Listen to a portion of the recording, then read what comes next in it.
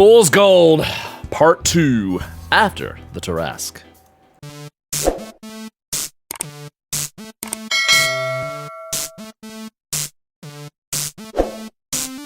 Today's video is sponsored by thedeckofmany.com. My first sponsor, you guys. Yay! Also, this is a part 2 of my previous D&D video, so I'd recommend watching part 1 so you're not wondering what the heck I'm talking about. But if you don't, I get it. You're a rebel. You live on the edge. Okay, so why is there a part 2 to this? Yeah, that's a good question. You'd think after releasing a Tarrasque, it'd be game over, right? Sure. And believe me, we thought that too. We were planning to throw our character sheets into the fire. Till Felix was like, just hold on a second. My group's philosophy for playing D&D is fun trumps rule. So if there's a rule that we all unanimously agree is kind of silly or just doesn't really work, we get rid of it. I like that. It's just our interpretation of the game, which is fine. Everybody plays D&D differently. Sure. And that just happens to be the way we do it. So we all agreed we wanted to give it another shot and keep this campaign going. We loved our characters and the story that Felix was making, so we weren't going to give up now.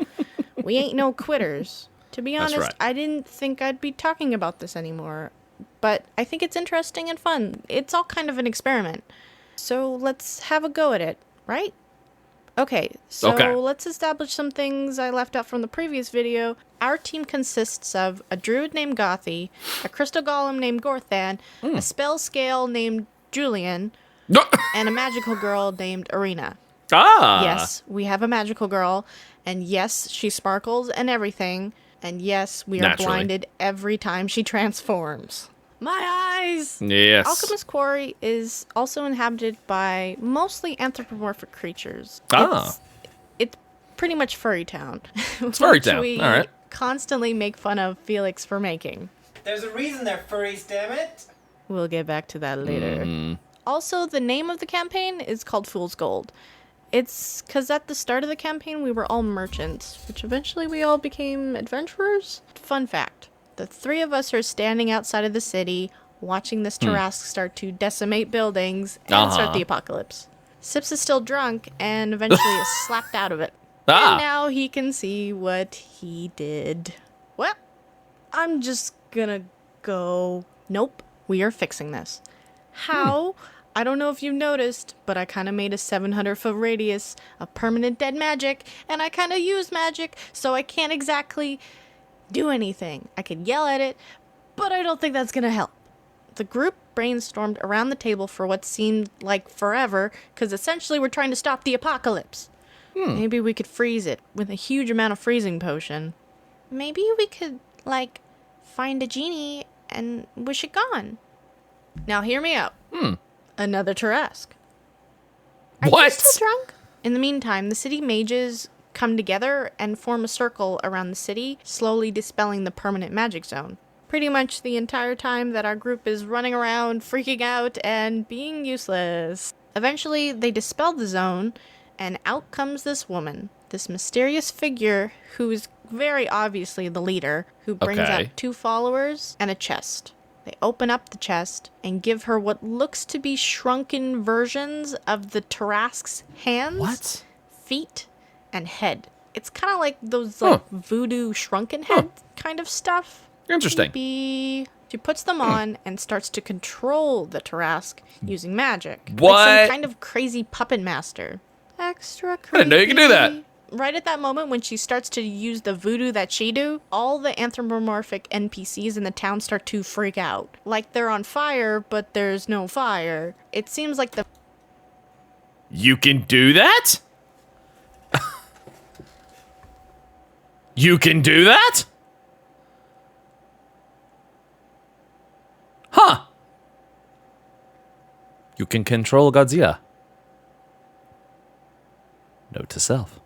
The magic that she's using is affecting Home solution to a problem. But only the furries. And then Sips feels it too, but only in his cursed arm. It's like somebody dipped your arm into acid. DM is God. Great. Should we deal with that? Nope, this is fine, this is perfect, this is great. Yep. Sips tries to cast sleep on himself to try to get away from the pain, but he fails his concentration check because he feels like he's burning in acid. Gothy quickly shoves a sleeping potion down Sips' throat to make him fall asleep, but he succeeds his save, so his body won't take it and he won't fall asleep. I'm just rolling saves like, go to sleep, damn it, but he keeps succeeding. So while this is happening, all the mages surround this lady and buffs her constitution to double the amount of the Tarrasque, so essentially bumping her HP like a madman. Then she starts to choke herself, What? which translates to the Tarrasque choking itself. Due to her ridiculous constitution, she is able to outlast it. It's kind of like a holding your breath contest in a way. And essentially, she chokes out the Tarrasque like a boss. That's pretty so while smart. this is all happening, everybody's just watching and going like, whoa, this is crazy. Whoa, this is so cool. Wow. While Sips is just screaming in agony in the background. She stops the magic. Everybody, including Sips, stops freaking out and feeling like they're gonna die. She then takes off her creepy gear, turns in our direction, and takes a second. Sips? Sips's face of first pain, then relief, then confusion, turns to just pissed. Just a look of pure rage as he is staring down the woman that ruined his life. Uh-oh. Okay, so I kind of need to let you know a little bit about Sips's backstory for you to know why he looks at this woman like he wants to cast a level 9 spell up her face. Sips is not actually an anthropomorphic monkey or an apeling like some of you guys think, or some other monkey races in D&D. He's just a normal monkey who, when very young, got taken and sold to be an entertainment monkey. Those ones with the little hats and the music box, not a great look for him. He's just a monkey who hated his life. Till one day, a mysterious figure came up to Sips's owner, Hodge, and asked to buy Sips's hands and feet. Just the hands and feet. You weirdo! So Hodge knocks Sips out, cuts off his hand. Sips wakes up, because you just cut off his hand. Attacks Hodge, because you just cut off his hand. Poor baby. And beelines it out of there to the swamps. He's losing a lot of blood, and he becomes lost. Then, lo and behold, guess who shows up? Boom boom, mysterious figure who wanted his hands and feet because they're creepy. Which turns out to be, boom boom, Kinora. She offers to help him. I mean, he's a monkey. He has no idea what's going on, what this woman is saying, so he's gonna die if he doesn't accept. So he's like, okay. She takes him back to her house? Essentially a voodoo shack.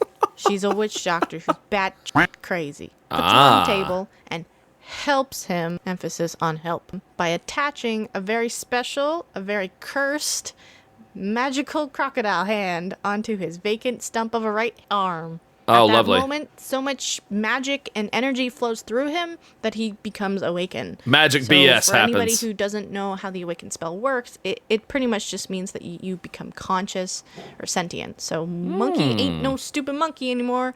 He understands.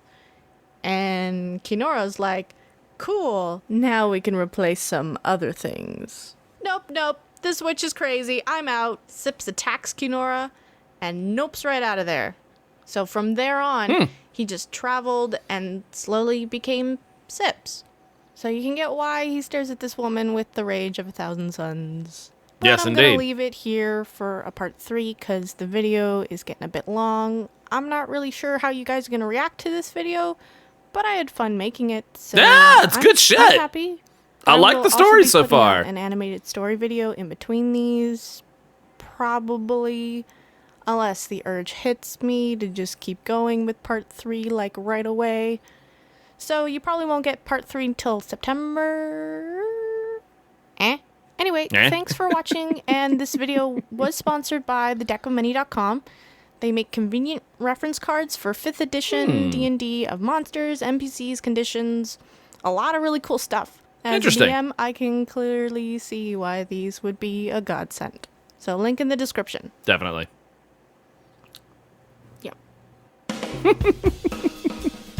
That's cool, man. Wearing Tarrasque stuff to choke out a Tarrasque. Genius. Pure genius.